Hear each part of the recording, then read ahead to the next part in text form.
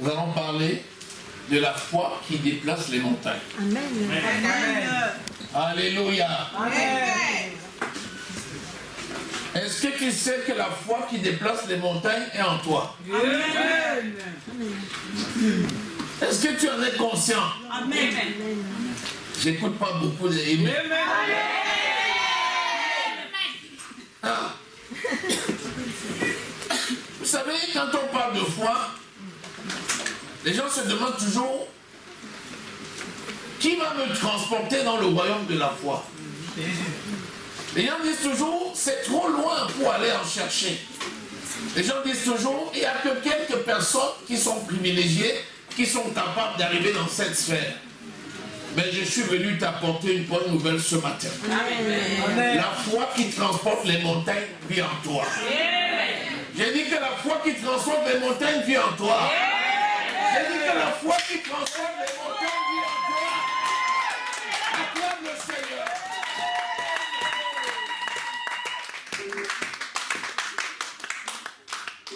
Alléluia. Amen.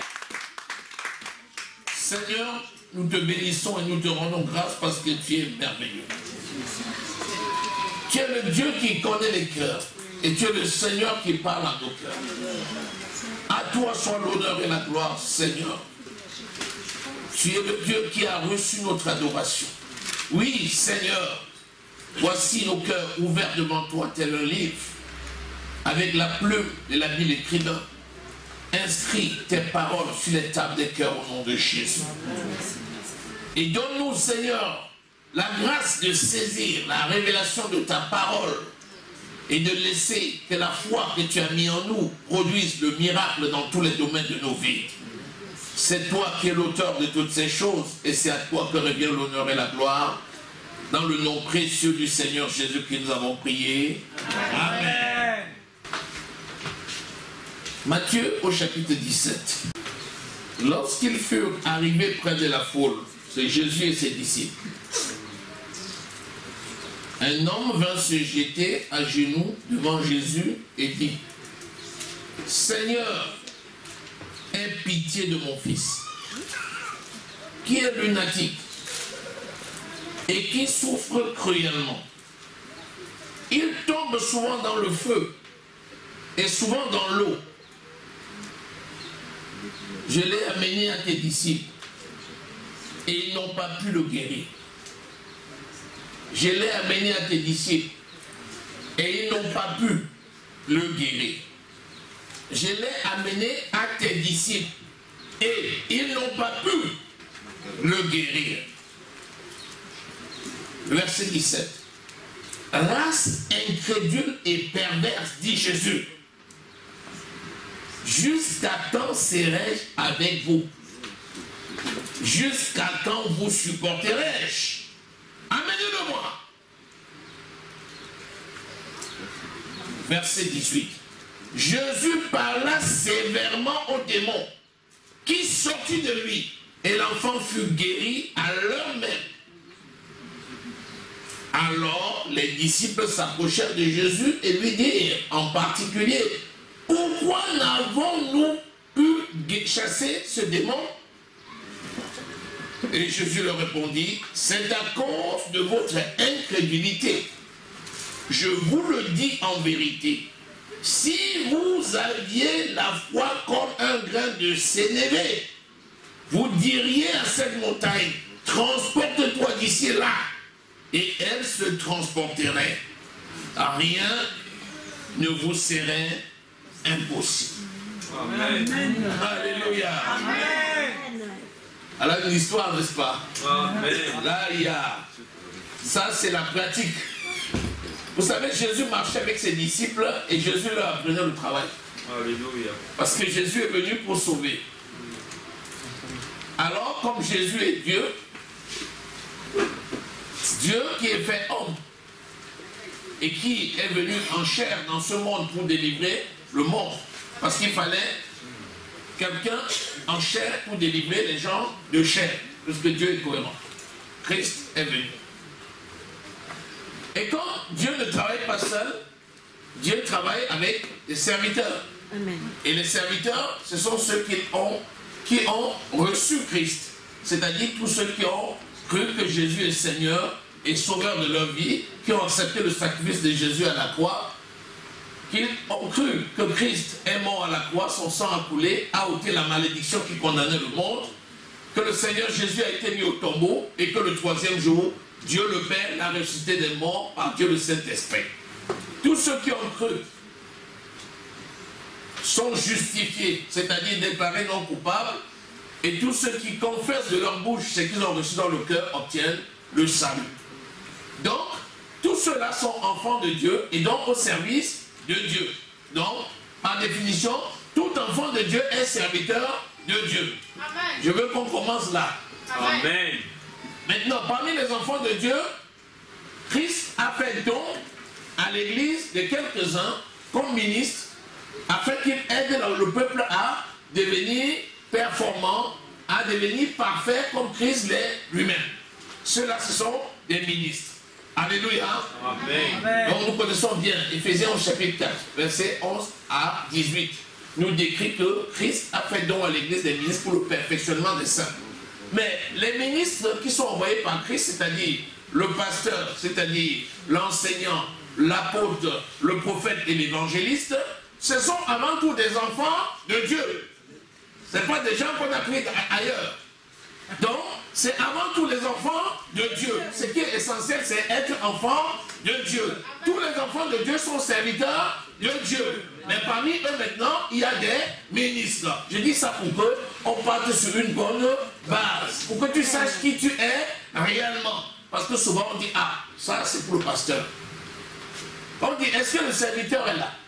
On commence à chercher le pasteur. Vous n'avez jamais entendu ça? Ah, je suis venu, est-ce que le serviteur est là? On cherche le pasteur. Qui t'a trompé? Quand on dit, est-ce que le serviteur est là? Tu dois dire, je suis là. Amen. Alléluia. Amen. Maintenant, si on dit, est-ce que le pasteur est là? Tu dis, oui, le pasteur est là. Parce que pasteur ne veut pas dire serviteur.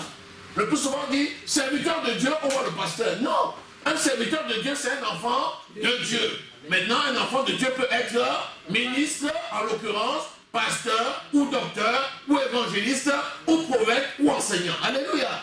Est-ce que quelqu'un a bien saisi? Très bien. Donc Jésus était en train d'apprendre le boulot à ses ministres, à ses disciples. Parce qu'il savait qu'il devait aller à la croix le moment venu pour porter la malédiction du monde et qu'après cela, il ressusciterait des morts pour aller dans la gloire de son Père. Préparer une place pour l'Église. Il est en train de faire le job maintenant. Il est assis à la droite de Dieu le Père et il prépare une place pour nous. Spirituellement, nous y sommes déjà. Éphésiens au chapitre 6, verset 2. Il est assis avec nous dans les lieux célestes. Mais ça, c'est déjà spirituellement. Mais nous sommes encore dans ce corps. Et sur ce corps, nous devons travailler. Alléluia. Amen. Alors, il a commencé à dire aux enfants, allez, il y a trop de boulot, je vais vous apprendre le job. Il en a choisi 12. Et il a commencé maintenant, il arrivait partout, quand il y avait un problème, il réglait le problème. Il chassait les démons, il ressuscitait les morts. Amen. Après, il leur a dit maintenant, voici, je vous ai bien montré le travail. C'est Actes au chapitre 10, verset 38, qui dit, vous connaissez comment Jésus, rempli du Saint-Esprit, allait de lieu en lieu, faisant du bien, guérissant tous ceux qui étaient sous l'emprise du malin, car l'Esprit de Dieu était avec lui. Amen. Amen. Et ensuite, maintenant, ils ont vu. Ils ont vu la multiplication des pains, ils ont vu toutes sortes de guérisons. Ils étaient là, ils étaient émerveillés. Jésus passait et Jésus leur disait de temps en temps de le faire. Il priait pour les gens, il y avait des guérisons. Mais il y a problème et problème. Ce jour-là, un papa arrive et dit, le problème que j'ai est sérieux. Je ne vais pas aller embêter Jésus pour ça. Je vais aller voir les disciples. Il est allé leur dire, voilà, mon enfant c'est grave. L'enfant avait l'épilepsie. Et l'épilepsie le mettait tantôt dans le feu, il tombait dans le feu, il était brûlé de partout, il tombait parfois dans l'eau. Sa vie était gâtée. Et il allait voir les disciples pour dire, guérissez mon enfant. Les disciples ont commencé à faire comme Jésus faisait. Épilepsie, sors au nom de Jésus. Amen. Oh, l'épilepsie était toujours là. Oh, le papa à un moment donné a dit vraiment, comme ça vous dépasse, je vais aller voir le maître lui-même. Ils étaient mal. Et le papa, effectivement, il allait voir Jésus pour lui dire, bon, écoute, excusez-moi chef, je suis obligé de venir vous voir parce que vos petits là n'ont pas pu. C'est sérieux, hein? C'est sérieux. Jésus s'est tourné, il les a regardés. Il dit, reste incrédule. C'est fort, hein? C'est Jésus lui-même qui les a appelés. C'est Jésus lui-même qui les a équipés. C'est Jésus lui-même qui les a formés. Mais Jésus leur dit, reste incrédule. Jusqu'à quand devrais-je être avec vous? Pourquoi? Parce que j'aurais tellement voulu vous voir dans l'œuvre et dans le succès, de telle sorte que quand je m'en irai, que je m'en aille en paix, en sachant que j'ai laissé des gars équipés, qui sont capables de faire le job. Donnez-le-moi. Et Jésus a crié d'une voix forte, sors de lui. Amen. Et à l'instant même, l'enfant était guéri. Après, ils sont venus voir le maître, ils ont dit, Seigneur, dis-nous maintenant, pourquoi n'avons-nous pas pu chasser ce démon?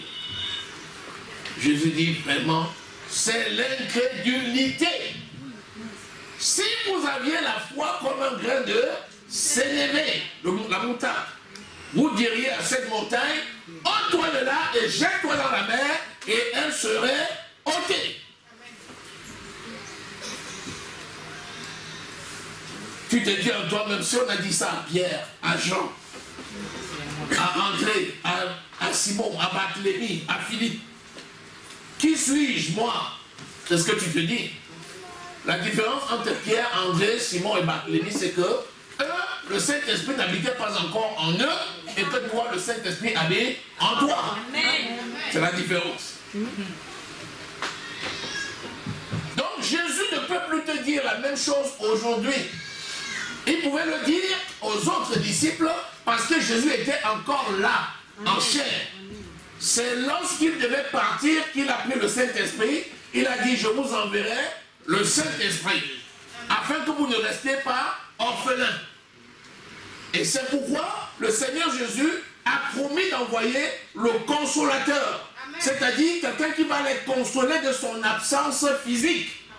Et ce consolateur, c'est le Saint-Esprit que Jésus a pris du Père et qu'il a envoyé. Afin que, en son absence physique, que le peuple soit consolé et conduit par le Saint-Esprit.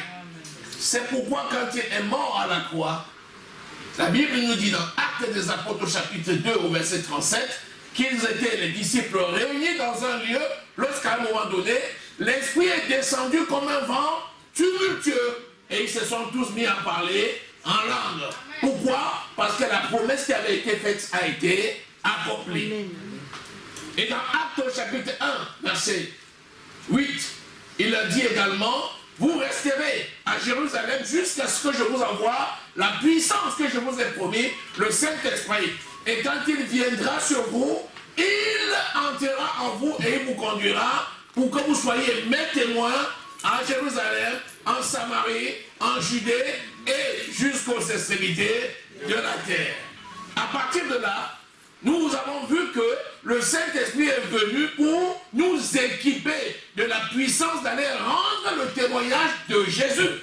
Amen. Il y a la sœur qui a dit ce matin que les témoins de Jéhovah sont sur mon chemin. Si tu rencontres un témoin de Jéhovah sur ton chemin, dis-lui que tu es témoin de Jésus. C'est ce que j'ai fait. Amen. Alléluia. Il a dit, moi on est témoin de Jéhovah. Tu dis, ah, vous faites bien d'arriver, moi je suis témoin de Jésus. Amen. On va parler de Jéhovah ou de Jésus? On va parler de Jésus ou de Jéhovah? Et c'est là où tu vas lui apprendre que le Père et le Fils sont un. Alléluia. Béni soit le Seigneur. Béni soit le Seigneur. Amen. Donc, il a travaillé.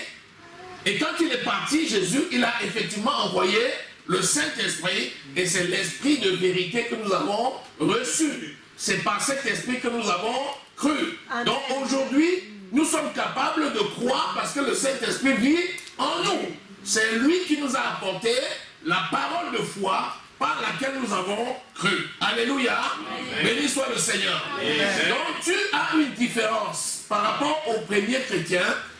Je veux dire, par rapport aux disciples qui marchaient avec Jésus, c'est que Jésus les conduisait, mais le Saint-Esprit n'habitait pas encore en eux. Aujourd'hui, Jésus te conduit par le Saint-Esprit. Donc, tu n'as plus besoin qu'on te dise si tu as la foi comme un grain de moutarde. Parce que la foi est dans ton cœur. Alléluia. Amen. Romains au chapitre 12, verset 3, nous dit que chacun a reçu une portion de la foi. C'est un cadeau.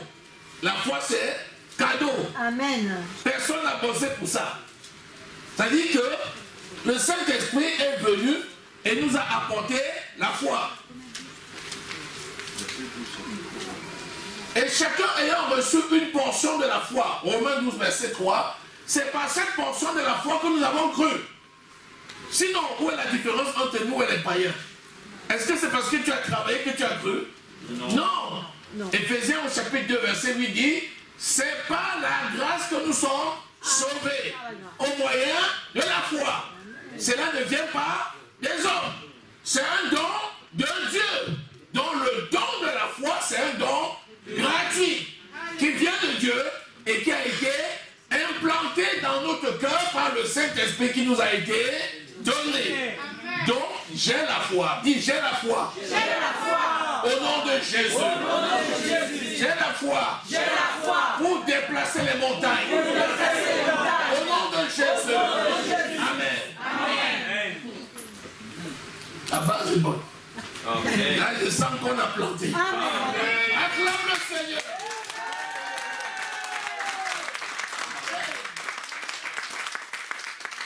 Parce que je sais que quand c'est chaud, tu cherches rapidement le numéro de téléphone du pasteur. Il dit, la fait là, c'est chaud, appelons le pasteur. Oui, tu fais bien. Mais je veux juste que tu te rappelles que la foi qui déplace les montagnes est en toi. Amen. Maintenant, comment tu vas faire pour libérer cette foi qui déplace les montagnes? C'est là.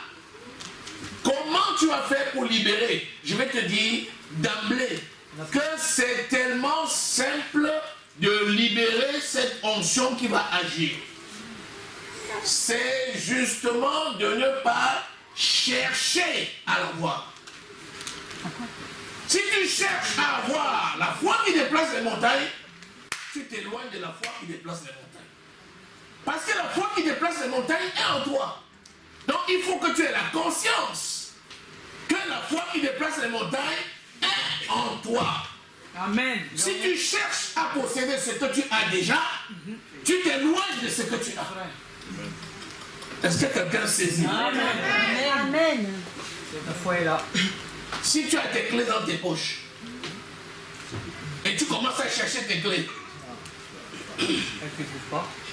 étant convaincu que tu ne les as pas sur toi, tu dis mais comment? Si j'avais mes poches sur moi, je saurais. J'ai quand même mon habitude, je connais comment je garde mes clés. Tu commences à aller dans la voiture. Tu prends ta voiture, tu vas au bureau. Tu commences à visiter tout ce que tu as pu visiter cette journée-là. Amen. On te dit mais tes clés, il n'y a pas de raison. Tu es encore au bureau. Tu as dû ouvrir la porte. Donc tes clés sont sur toi. Tu dis, ah non, c'est pas possible. Plus tu te convaincs que tu n'as pas les clés sur toi, plus tu vas t'éloigner de la source des clés pour aller vers là où il n'y a pas de clés. La foi a été déversée dans ton cœur. Romains 5 dit, l'amour de Dieu a été déversé. J'aime ça, déversé. Quand on dit déverser, tu comprends la notion de quantité. Tu vois déjà qu'il y a un fluide. Ça peut être de l'eau, ça peut être de l'air, mais en tout cas, il y a une notion de remplissage. L'onction de Dieu a été déversée dans ton cœur. Ça veut dire que plus le temps passe, plus il est en train de remplir ton cœur. Alléluia. Amen. La foi a été déversée dans ton cœur. Donc la foi est en toi. Hébreux 11, verset 6 dit, sans la foi, il est impossible d'être agréable à Dieu. Maintenant, question. Est-ce qu'un enfant de Dieu peut ne pas être agréable à Dieu? Non. Oui. Non. Si. Ah. Si. Ah. Oui. Je veux que vous soyez, que vous compreniez ce que vous allez répondre. Sans la foi, il est impossible d'être agréable. Est-ce qu'un enfant de Dieu peut dire je n'ai pas la foi? Non. Non. Puisque être enfant de Dieu veut dire qu'on a la foi. Le problème c'est quoi? C'est quel est le degré? Jusqu'à quel niveau tu fais marcher ta foi? Dans quelle situation tu te trouves? Et qu'est-ce que tu fais de l'onction que tu as reçue? C'est de ça qu'il est question. Quand il dit sans la foi, il est impossible de lui être agréable. C'est pas pour dire qu'un enfant de Dieu n'a pas la foi. Mais qu'est-ce que tu as fait de la foi de base que tu as reçue? Maintenant, bien sûr, un païen n'a pas la foi. Attention. Attention, je parle de la foi de Dieu. Il y a des gens qui ont la foi sur le matériel. Il y a des gens qui ont la foi sur la foi en leurs enfants. D'autres ont la foi en leur marabout, en leur féticheur. Il dit, celui-là, j'ai confiance en lui, j'ai même ma foi en lui. Sachez qu'un être humain est doté du corps, de l'âme et de l'esprit. Et que tout le monde a un esprit. Le tout c'est, quel est le contact de ton esprit? Est-ce qu'il est en contact avec l'esprit de Dieu ou bien est-ce qu'il est en contact avec l'esprit du malin? C'est ça la question. Amen. Nous, notre esprit est en contact avec l'esprit de Dieu. Amen. Et s'il est en contact avec l'esprit de Dieu, donc l'esprit de Dieu a déposé dans notre cœur l'onction. Et cette onction, la foi. Alléluia. Donc nous sommes loin de l'esprit de foi. Alléluia. Est-ce que quelqu'un saisit? Amen. Je tiens à ce que tu saisisses ça. 2 Corinthiens 4, verset 13. Et comme nous avons le même esprit de foi qui est exprimé dans cette parole de l'Écriture, j'ai cru, c'est pourquoi j'ai parlé. Nous aussi, nous croyons, c'est pourquoi nous parlons. Nous avons reçu l'esprit de foi. C'est pour ça que nous avons cru. Nous avons cru que Christ est mort pour nous. Qu'il a été mis au tombeau. Et que le 3e jour, Dieu le Père l'a ressuscité des morts. C'est pourquoi nous avons déclaré par notre bouche, Amen. Je suis enfant de Dieu. Je suis né de nouveau. J'ai cru, c'est pourquoi j'ai parlé. Nous aussi, nous croyons, c'est pourquoi nous parlons. L'esprit de foi apporte la foi. Amen. Si tu es le temple du Saint-Esprit, donc tu as la foi. Est-ce que quelqu'un saisit? Amen. Le Saint-Esprit peut-il échouer? Non, jamais. Bien. Si le Saint-Esprit ne peut pas échouer, et si tu es le temple du Saint-Esprit, qu'est-ce qu'il te reste à faire? Il te reste à laisser l'Esprit agir. Tout simplement. Ne cherche pas à faire à la place du Saint-Esprit. Si tu veux faire à sa place, tu vas manquer à quelque chose. Laisse-le travailler. Quelles sont les conditions pour que le Saint-Esprit s'épanouisse en toi? Premièrement, il faut que tu lui appartiennes. Ensuite, que tu lui obéisses. Et que tu le laisses la liberté de travailler. Amen. Par exemple, si on te dit, le Saint-Esprit guérit, et tu dis non, pas moi, tu limites le Saint-Esprit. Ça veut dire, tu dis, tous, mais pas moi. On te dit, l'Esprit de Dieu peut te donner cet examen. Tu dis, ah non, je n'ai pas bossé, pas moi. Laissez-moi ça. Je suis conscient que je n'ai pas travaillé. Je suis conscient que je n'ai pas bossé. Donc, les autres vont réussir parce qu'ils ont travaillé. Ton raisonnement en tant qu'humain est cohérent. Tu dis, pour réussir, il faut travailler. Si quelqu'un t'écoute, il va dire, tu as raison. Mais spirituellement, ce n'est pas vrai. L'Esprit de l'Éternel aime que celui qui ne travaille pas ne mange pas non plus. Il aime qu'on travaille. Mais ce n'est pas parce que tu n'as pas travaillé que l'Esprit est incapable de te donner. Alléluia. Alléluia. Vous savez, ce que tu es capable de faire avec ton instinct naturel, si tu ne sais pas faire, tu le mets en concurrence avec ce que l'esprit doit faire pour toi. Il faut savoir laisser l'esprit travailler. D'abord, ta mentalité. Philippiens 4, verset 13. Je puis tout par celui qui me fortifie. Celui qui te fortifie, c'est qui? C'est le Saint-Esprit. Donc le Saint-Esprit est capable de tout faire par maintenant. Il faut que tu sois d'abord convaincu de ça. Il ne faut pas dire oh, ça je ne peux pas. Pourquoi tu ne peux pas? Laisse le Saint-Esprit faire. La Bible dit que notre esprit, c'est l'esprit de victoire. Notre Dieu, c'est le Dieu de l'impossible. C'est le Dieu qui amène à l'existence ce qui n'est pas. C'est le Dieu qui peut amener à l'existence ce que tes yeux ne voient pas. Amen. La Bible décrit la foi comme étant quoi?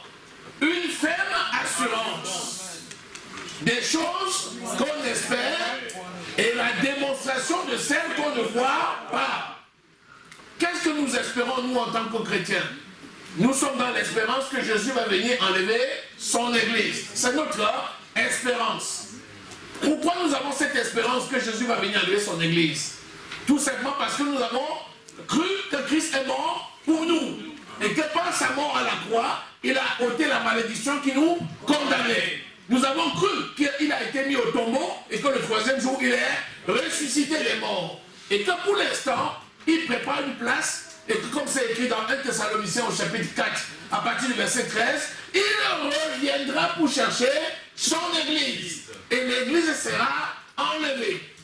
Donc notre espérance, c'est nous restons dans l'attente du retour de Jésus qui viendra chercher l'Église. La Bible dit que la foi, c'est une ferme assurance des choses qu'on espère.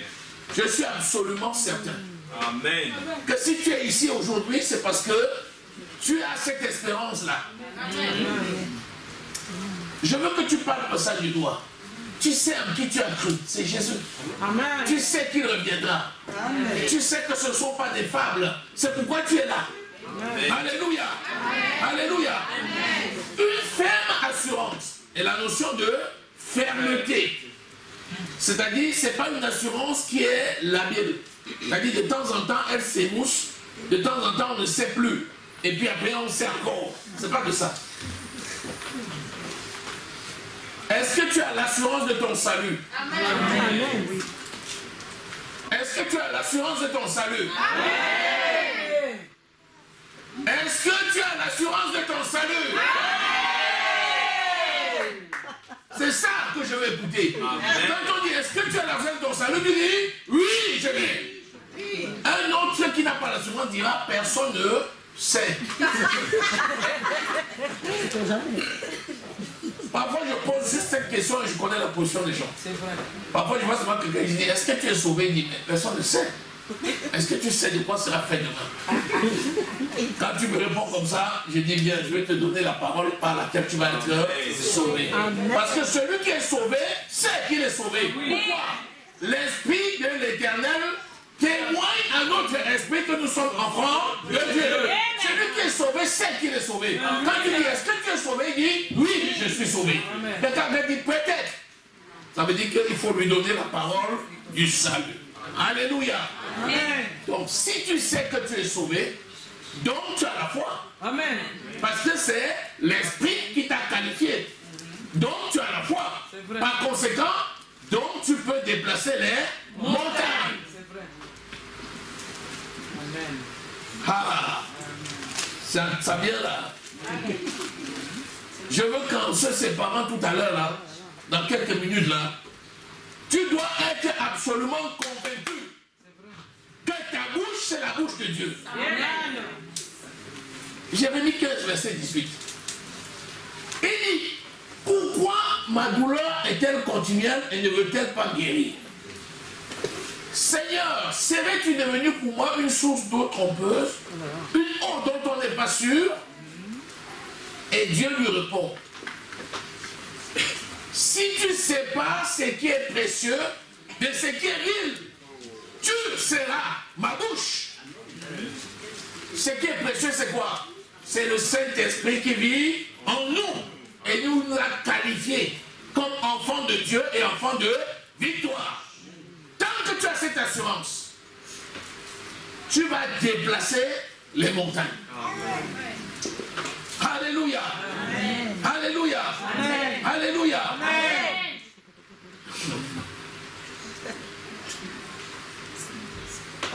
Vous savez, ce que l'œil a vu, ce que l'oreille a entendu, ce que le nez a senti, ce que la langue a goûté et ce que le doigt a touché, ça nous apporte des informations à notre corps.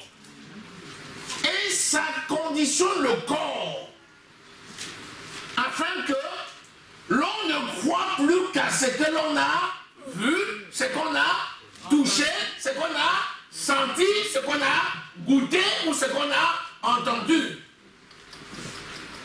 Les enfants de Dieu doivent dépasser ce niveau-là. La foi consiste à croire en ce que l'on n'a pas vu. Avec les yeux optiques. Alléluia. Amen. On ne peut pas avoir la foi si on ne passe pas pour un fou. La notion de folie va de pair avec la foi. Amen. Amen. Les choses de Dieu sont une folie pour ceux qui périssent. Quelqu'un qui est un homme de foi, il doit passer pour un fou à côté de ceux qui le regardent.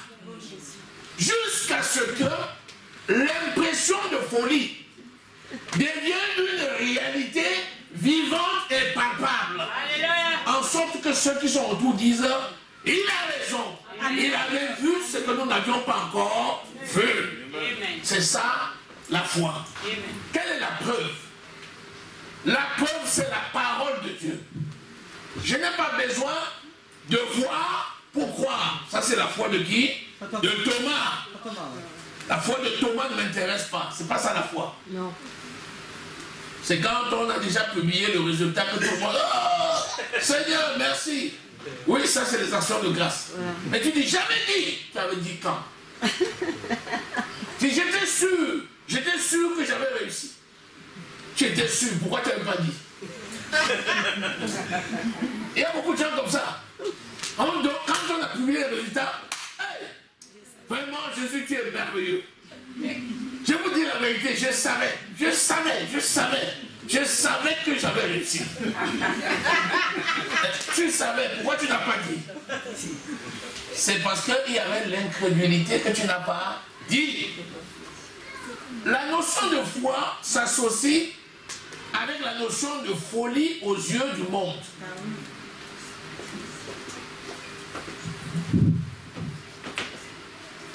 La parole de Dieu me dit dans Romains au chapitre 10, verset 11, que quiconque croit en Dieu ne connaîtra pas la honte. Amen. Amen. Je sais que je cru en Dieu. Donc, je sais que je ne connaîtrai pas la honte. Alléluia. Maintenant, il y a une situation. Les gens disent, comment on va faire? Comment on va faire? Je dis, restez tranquille. Le Dieu que je sers est au contrôle. Amen. Et sa parole n'échoue jamais. Restez tranquille et voyez la délivrance qui vient de la main de mon Dieu. Les gens vont te dire, mais comment? Ça ne t'inquiète pas ça? Est-ce que tu es normal? Tu es insensible. Tu n'as pas de cœur. On dit que tu crois. Tu crois à quoi? Tout le monde est en train de dire, vraiment cette situation est difficile. Toi tu dis, il n'y a rien.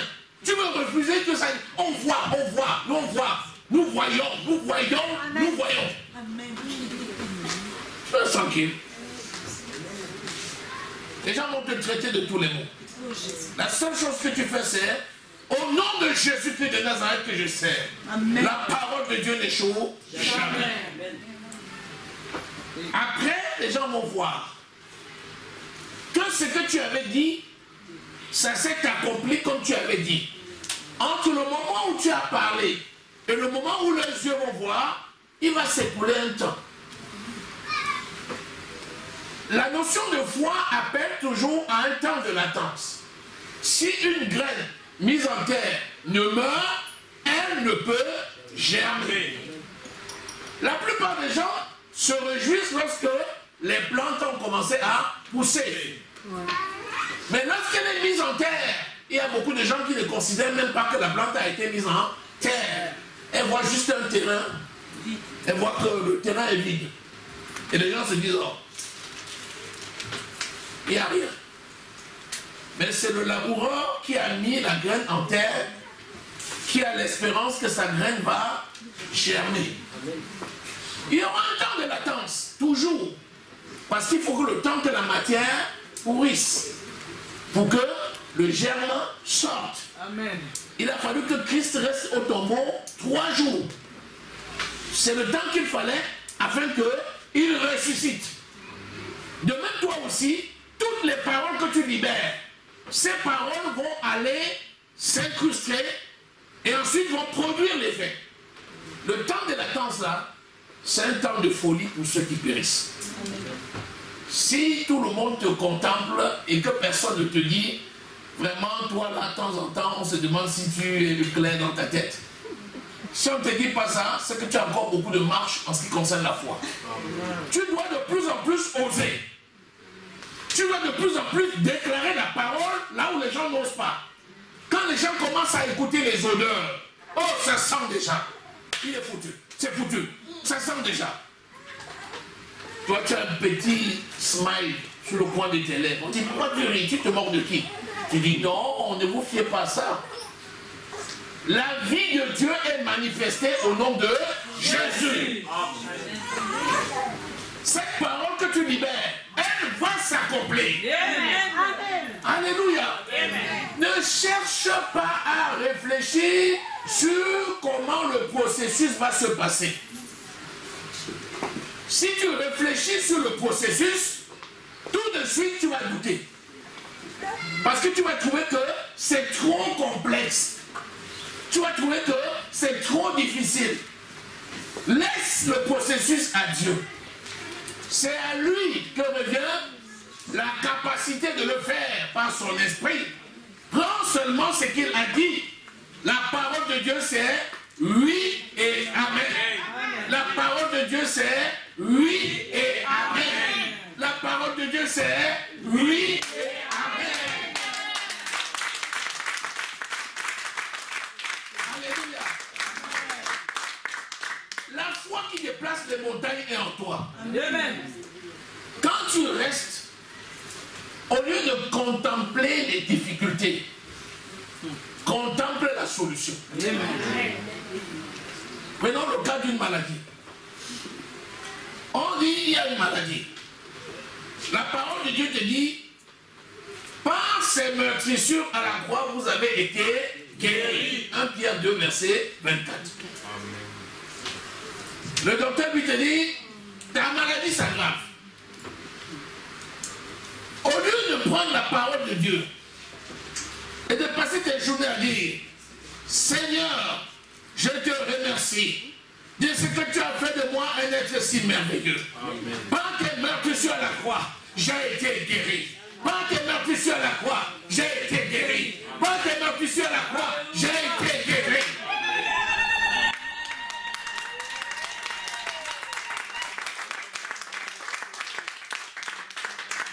Quand tu prends le rapport du médecin, tous les jours, tu lis la conclusion du docteur. Tous les jours, tu lis la conclusion du radiologue. Tous les jours, tu lis la conclusion du biologiste. Tu prends le téléphone, tu appelles à Jakarta, tu appelles à Phnom Penh, tu appelles à Londres, tu appelles à Washington. Sur tous les membres de la famille qui sont n'importe où sur la terre, tu appelles. Est-ce que tu es au courant que j'ai une maladie? Est-ce que tu es au courant que c'est devenu grave? Est-ce que tu es au courant? Entre les deux, qui va remporter la victoire? Celui qui va remporter la victoire, c'est celui qui contemple la solution. Parce que tant qu'il contemple la solution, sa foi va grandir. Sa foi va devenir solide. Parce que la parole de Dieu n'échoue jamais. Mais la personne qui contemple les problèmes, il va décrire les problèmes jusqu'au seuil de la mort. Et là, il finira par dire, j'étais au pompe funèbre ce matin. J'ai déjà réservé mon caveau. J'ai payé pour mes obsèques. Parce que je ne veux pas laisser les charges sur les enfants. Ça, c'est le piège du malin. Amen. Il te convainc que ta condition est grave et que tu es fini. Amen. Ce qu'il veut, c'est que tu dises, je suis fini. Non. Amen. J'ai cru, c'est pourquoi j'ai parlé. Amen. Vous aussi croyez, c'est pourquoi vous parlez. J'ai la santé divine. Amen. J'ai la vie de Dieu. Dans le nom de Jésus. Je suis succès. Au nom de Jésus. Alléluia. Alléluia. Alléluia. C'est ça la foi qui déplace les montagnes. Et c'est toi en toi. Alléluia. Béni soit le Seigneur. Vous savez, lorsqu'ils ont attrapé Pierre et ils ont mis Pierre en prison, Pierre était en prison, il était enchaîné. Il avait 4 équipes de 4 soldats qui le gardaient. Et il y avait plusieurs tours. Et il était au cœur de la prison. Et là où il n'y avait pas de fenêtre, c'était muré. Il y avait 4 chaînes, il était enchaîné. Et puis il y avait 4 tours de garde qui se relayaient des services de garde. Mais Pierre savait une seule chose. Le Dieu que je sers est vivant. Amen. Quand l'heure est venue, l'ange de l'Éternel est entré dans la prison. Les chaînes sont tombées toutes seules. Dieu n'a pas eu besoin de tirer sur les chaînes pour qu'elles tombent. Les 4 chaînes sont tombées toutes seules. Et Pierre a regardé comme ça. L'ange l'a touché sur le côté. Lève-toi. Il s'est levé. Il dit, prends tes sandales. Il a mis ses sandales. Mets ton manteau. Il a mis le manteau. Avance. Pierre avance, les portes s'ouvrent seules. Pierre avance, les portes s'ouvrent seules. Pierre avance, les portes s'ouvrent seules. Pierre avance, les portes s'ouvrent seules.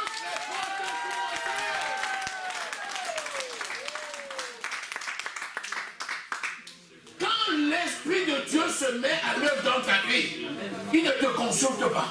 Il ne te demande pas. Il n'a pas besoin de ton assistance. Il est capable par lui-même de produire le miracle dans ta vie. Alléluia. Je sais une seule chose. Je connais en qui j'ai cru. Celui en qui j'ai cru est fidèle. Il est capable. Il est capable. Il est capable. Il est capable. Il est capable. Alléluia. Notre Dieu est capable. Quel est ton problème? Quel est ton problème? Le Dieu de solution vient en toi. Oui, j'ai la solution. Au nom de Jésus. J'ai la solution. Au nom de Jésus. Maladie. Tu as été vaincu. Au nom de Jésus. Pauvreté. Tu as été vaincu. Au nom de Jésus. Échec. Tu as été vaincu. Au nom de Jésus. Amen. Acclame le Seigneur.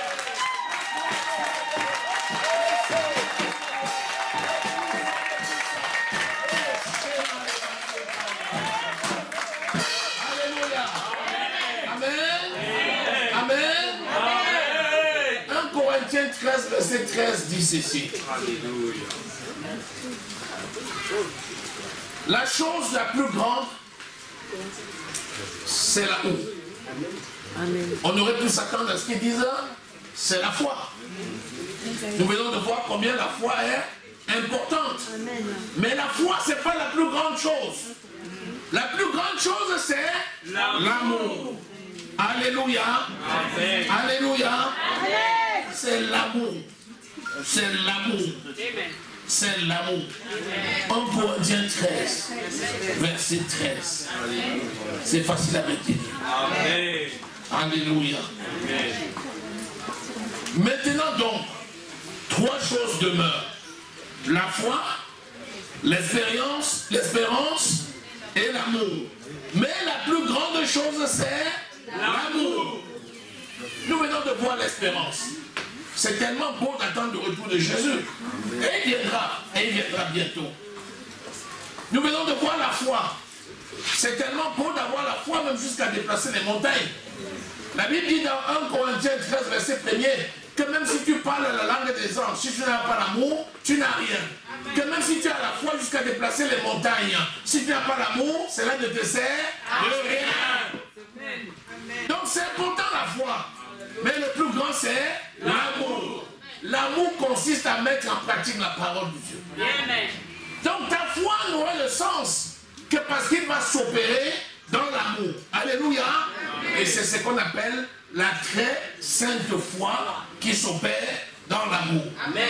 Je tiens à ce que tu retiennes la très sainte foi. Parce que c'est ça que le Seigneur aime. Amen. Il ne faudrait pas que tu aies la foi et que ta foi t'amène en enfer. Il vaut mieux que tu aies la foi et que cette foi t'aide à marcher dans la victoire en attendant que l'espérance se manifeste. Alléluia. Amen. Alléluia. Amen. Lisons Jude 1, verset 20. Vous bien-aimés, vous édifiant vous-même sur votre très sainte foi, en priant par l'Esprit, maintenez-vous dans l'amour de Dieu, en attendant la miséricorde de notre Seigneur Jésus-Christ pour la vie éternelle. Donc le Seigneur vient bientôt. En attendant, la foi t'a été donnée pour marcher dans ton héritage. Mais l'amour, c'est l'ingrédient par excellence. Alléluia. L'espérance naît de la foi et se manifeste dans l'amour. Retiens cette phrase. L'espérance naît de la foi. C'est pour ça que c'est par la foi que tu crois que Jésus vient bientôt. Mais cette espérance-là se manifeste dans l'amour. Puisque c'est à l'amour que vous aurez les uns pour les autres que l'on saura que vous êtes réellement mes disciples. Alléluia. Amen. Alléluia. Amen. Alléluia. Amen. Galates 5, verset 6.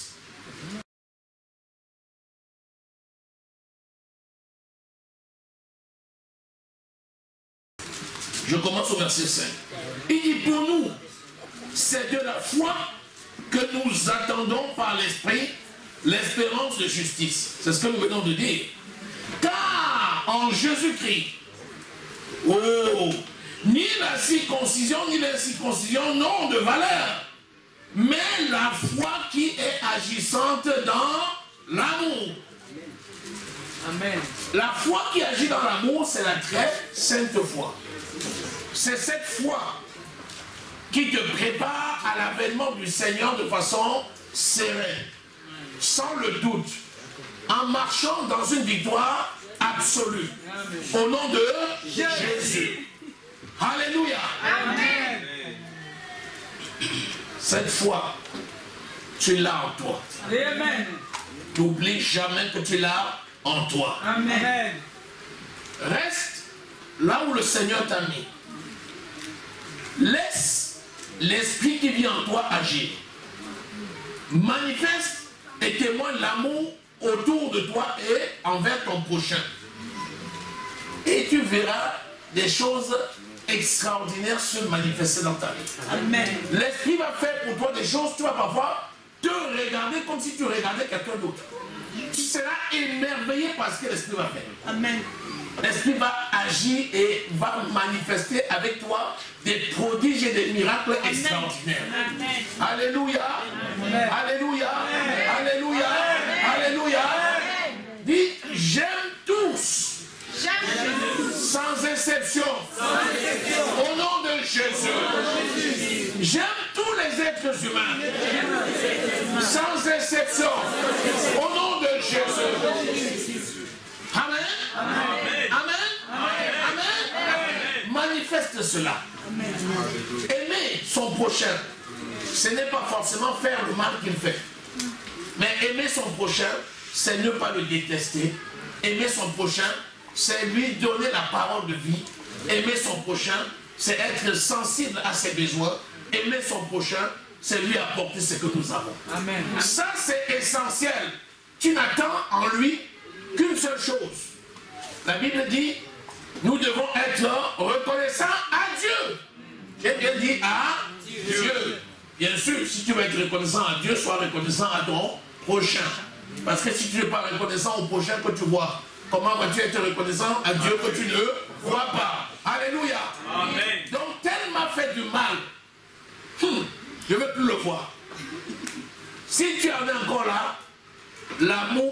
agissante n'est point en toi et la foi, la très sainte foi n'agit pas en toi. Mais tu dis, je n'ai de haine pour personne. Je ne déteste personne. La Bible dit, ne devez rien à personne, si ce n'est l'amour. L'amour, c'est un devoir. Nous devons aimer notre prochain. Ça ne nous empêche pas d'être prudents. Ça ne nous empêche pas de donner les conseils. Ça ne nous empêche pas de nous mettre dans la position qui nous permet de prendre soin de l'autre sans nous-mêmes nous retrouver dans les problèmes. Mais nous devons continuer à témoigner l'amour, à manifester l'amour. Et c'est comme ça que la foi agissante va déplacer les montagnes et va nous préparer pour le retour de notre Seigneur Jésus. Alléluia. Amen. Si Jésus vient, même si tu es en train de... Même si tu dis montagne, la montagne s'en va. Si Jésus vient et il trouve que tu as des problèmes avec quelqu'un, tu ne pars pas. Tu restes avec tes problèmes. Il dit, attends. Continue à gérer tes problèmes toi-même. En attendant, nous, on va d'abord aller là-bas chez nous. Non. Nul ne doit me séparer de l'amour de mon Dieu. Amen. Amen. Hey, c'est peut-être dur cette parole-là. C'est dur? Non. Quand il parle de l'amour, pourquoi vous êtes silencieux comme ça? Acclamez le Seigneur.